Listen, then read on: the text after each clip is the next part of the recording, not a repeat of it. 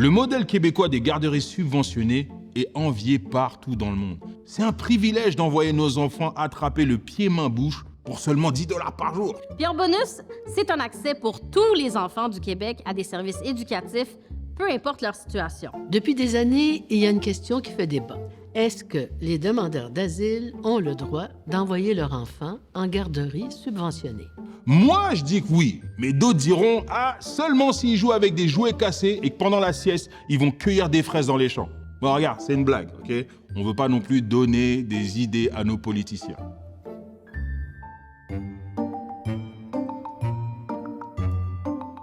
Les places subventionnées en garderie doivent inclure les demandeurs d'asile. Ça, c'est la conclusion de la Cour supérieure en 2022 et de la Cour d'appel en 2024 et aussi de la Cour suprême en 2026. Je suis aussi arrivé à la même conclusion dans ma propre cour, mais bon, mon jugement a moins d'impact. Le plus haut tribunal du pays a ordonné au gouvernement de modifier son règlement sur la contribution réduite. Et en réponse, en pleine course à la chefferie, la désormais première ministre Christine Fréchette a annoncé son intention de contourner cet ordre-là avec... Et oui, encore une clause dérogatoire. Ouais, la clause dérogatoire est vraiment populaire, hein. C'est comme un Timothée Chalamet juridique. Et on va pas lui donner d'Oscar non plus. Mais déjà, comment ça se fait que le débat sur l'accessibilité des garderies subventionnées s'est retrouvé devant les tribunaux? En 2018, Madame Bijou Chiboabwa Kaninda, une mère de 3 enfants originaires de la République démocratique du Congo, arrive au Québec et dépose une demande d'asile. Magasiner des bottes d'hiver pour 3 enfants et remplir des formulaires, le cauchemar. À cause des délais administratifs, ça va prendre plus de 2 ans au gouvernement fédéral pour traiter sa demande et lui octroyer le statut de réfugié. En attendant, Mme Kaninda, qui est monoparentale, veut travailler. Elle obtient donc un permis de travail, comme les 2/3 des demandeurs d'asile, l'autre tiers étant surtout des enfants et des personnes aux études. Mais quand elle essaie d'inscrire ses enfants à la garderie, on lui répond qu'à cause de son statut, elle n'a pas droit à la contribution réduite. Mme Kaninda décide de contester le règlement qui lui paraît discriminatoire. Elle obtient l'appui du Comité Accès Garderie et de la Commission des droits de la personne et de la jeunesse du Québec. Sa démarche a duré 7 ans. Après tout ce temps, Madame Kaninda n'est même plus demandeuse d'asile puisqu'elle a obtenu le statut de réfugié. Et ses enfants sont même plus en âge d'aller en garderie, mais plutôt en âge de rouler des yeux quand on leur demande de ranger leur chambre. Ce que je déconseille très fortement de faire avec une maman congolaise, by the way. Mais en défendant jusqu'au bout ses droits devant les tribunaux, elle mène une double lutte. Selon une majorité des juges de la Cour suprême, en excluant les demandeurs d'asile des garderies subventionnées, le règlement affecte doublement les femmes demandeuses d'asile et contribue à leur précarisation. Ça limite leurs perspectives d'emploi, puisque ce sont encore les mères qui portent le gros de la charge parentale. Et la réaction du gouvernement québécois à ce jugement expose des incohérences qui sont importantes. D'abord, le double discours sur la condition féminine.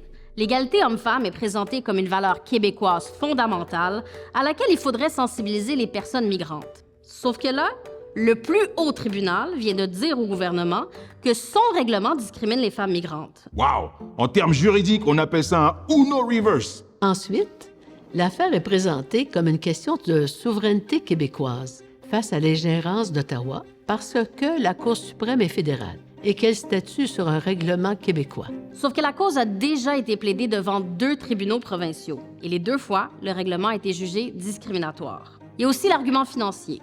Québec reproche à Ottawa de lui imposer les frais liés à l'accueil des demandeurs d'asile, auxquels s'ajoutent maintenant les frais de garderie. Pourtant, en vertu de l'accord Canada-Québec de 1991, la province reçoit un montant annuel pour l'accueil de tous les migrants. Le dernier transfert se chiffre à 867 millions. Ottawa a aussi transféré 750 millions en 2024 pour les coûts liés à l'accueil des demandeurs d'asile et un autre transfert de 10 milliards sur 5 ans qui est en cours pour le financement général des garderies. Ça, c'est 2 milliards par année. 2 milliards par année. Par contre, Ottawa a la réputation de jamais laisser de pourboire. Red flag. Le débat sur les garderies normalise le recul des droits des demandeurs d'asile qui sont aussi blâmés pour la crise du logement, la congestion des services publics Et le fait que le Canadien n'a pas gagné la Coupe depuis 1993. Demandeur d'asile. Voilà. Le juge en chef de la Cour suprême a d'ailleurs écrit que les demandeurs d'asile sont dépourvus de pouvoir politique, ce qui les rend susceptibles de voir leurs intérêts négligés.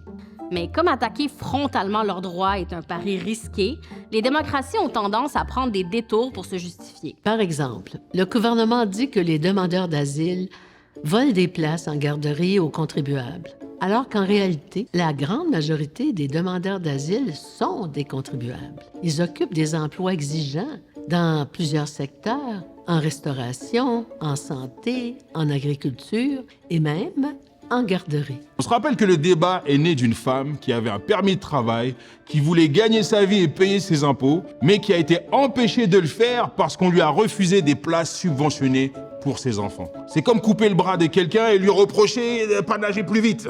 N'importe quoi. C'est aussi bête que si on aggravait volontairement la pénurie des places en garderie en interdisant à des éducatrices qui portent le voile de travailler. Oh, oups, c'est vrai.